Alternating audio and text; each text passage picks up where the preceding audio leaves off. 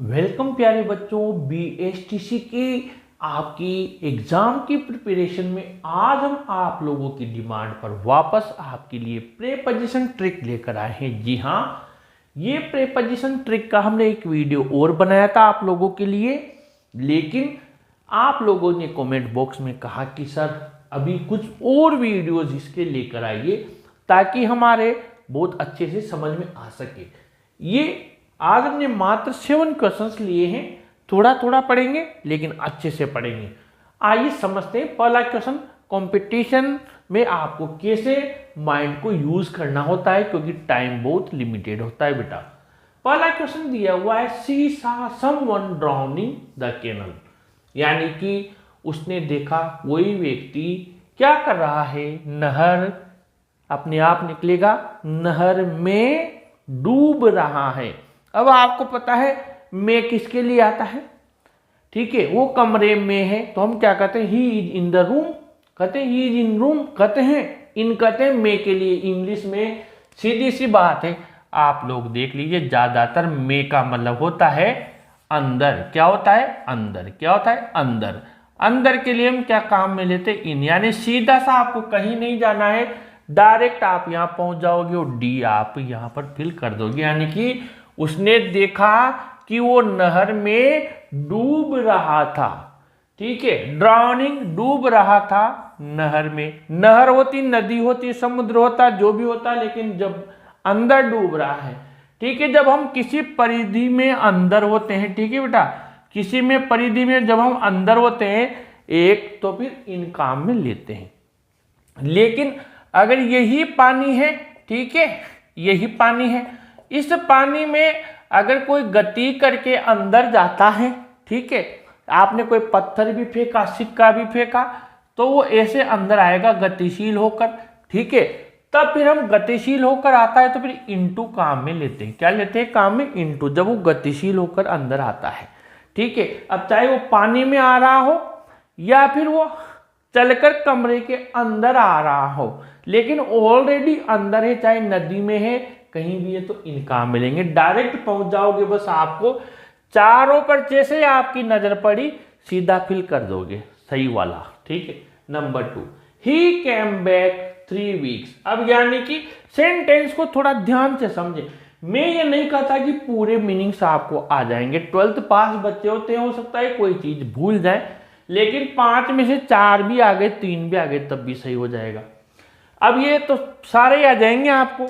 वह आया लौट कर, यानी लौट कर आया 3 सप्ताह में, अपने आप निकलेगा कितने सप्ताह में है, 3 सप्ताह में रह रहा है, तब तो फिर सिंस 4 कहाँ मिलते, वहां 2 साल से रह रहा है, 10 महीने से रह रहा है, 5 महीने से रह रहा है, ओन का 3 सप्ताह से इससे मतलब है ही नहीं, तो 3 सप्ताह में लौट कर आया, ठीक है।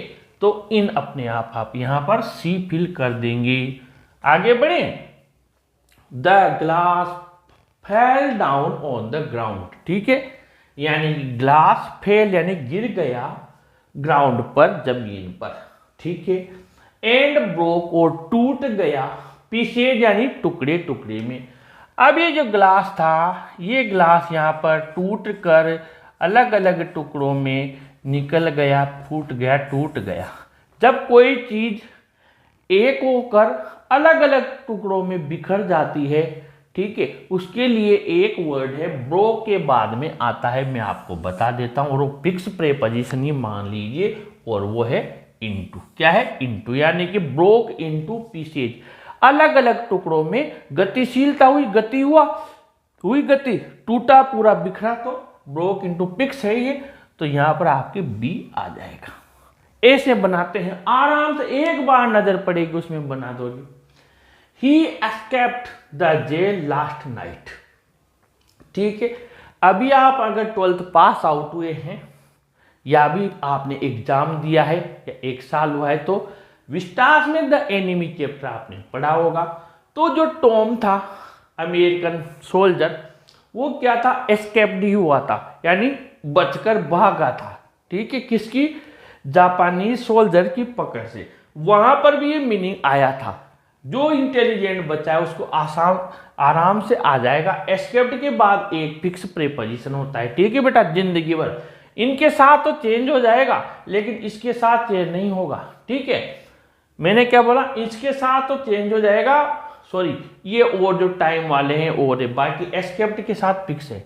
एस्केप्ड का मतलब होता है बचकर भागना जेल से, लास्ट नाइट, उसका है सी, क्या है सी, यानी आपको यहाँ एस्केप्ड के बाद फ्रॉम फिक्स प्रीपोजिशन है, क्या आएगा फ्रॉम आएगा। He escaped from the jail last night, कहीं से भी भागा हो, जेल से भागा हो, किसी की कैद से भागा हो, किसी ने पकड़ रखा हो वहां से बच के भागा हो, एस्केप्ड। नंबर 5 में आ जाओ, दे वर अक्यूज्ड द थेफ्ट। अक्यूज्ड का मतलब होता है दोषी, आरोप लगाना, दोषी पाया जाना, ये भी फिक्स प्रीपोजिशन लेता है। और इसके बाद में आपको इसके अक्यूज्ड के जस्ट बाद में एक ही प्रीपोजिशन आएगा जिंदगी भर, और वो है ऑफ। इनको याद रखना है।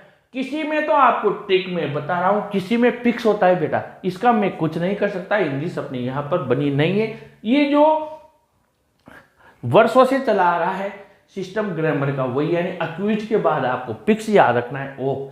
इसके लिए आप टेंशन ना लें, क्योंकि ये कुछ ही वर्ड्स होते हैं जिनके साथ में अपने फिक्स प्रीपोजिशंस होते हैं। फिर आगे बढ़े, सॉरी यहां पर आएगा ए, मैंने गलत लिख दिया, ए अक्यूज्ड ऑफ आएगा, ठीक है, यहां पर ए लिख देते हैं। फिर आगे बढ़े 6, the train is running 120 kilometres an hour. अब यहां पर गति आ गई, ठीक है, और गति के लिए आपको पता है एक ही प्रीपोजिशन होता है फिक्स, 8, कौन सा था 8, यानी कि दर आ गई, एक तरीके से एक लिमिट आ गई, स्पीड बता रहा है कि ट्रेन भाग रही है, अपने आप आपको 8 लगा देना है, क्योंकि ये क्या करता है, टाइम बताता है, गति बताता है, इन सब चीजों को 8 ही बताता है, इसलिए यहां पर डी आएगा, यानी आपका जो आंसर आएगा वो यहां पर डी आएगा, यानी 8 आएगा। विशेष ध्यान रख लेना। Please pay attention your studies, कृपया आपकी पढ़ाई पर ध्यान दीजिए। अब अटेंशन आ गया, क्या आ गया अटेंशन। अटेंशन भी एस्केप्ड के बाद अक्यूज्ड की तरह, एस्केप्ड की तरह अटेंशन भी क्या है फिक्स प्रीपोजिशन लेता है। इसीलिए आपके जो मैंने पुराने पेपर थे उनमें कई सारे क्वेश्चन फिक्स प्रीपोजिशन के हैं। तो attention, please pay attention, attention to क्या आता है फिक्स है, अटेंशन टू, याद रख लो ये, और ये तो कॉमन वर्ड है, आपकी जिंदगी भर काम आएगा। अटेंशन टू यानी इसमें बी आएगा आपके, और इसका आप यहां पर बी फिल कर सकते हैं, यानी please pay attention to your studies. तो थोड़ा सा आज हमने पढ़ा है, लेकिन ये बहुत ही इंपॉर्टेंट है, एग्जाम के हिसाब से ही बनाया है, कहीं से कुछ भी उठाकर नहीं लिख दिया है। उन चीज़ों का आप लोगों के लिए संजो कर ला रहा हूँ, कलेक्शन करके ला रहा हूँ, जो कि एग्जाम में मिलने के इन्हीं के तरीके के क्वेश्चन के चांसेज हैं। वीडियो अच्छा लगा हो तो लाइक ज़रूर कीजिए, शेयर कीजिए, और ऐसे वीडियोज़ के लिए अपने चैनल को भी सब्सक्राइब कीजिए।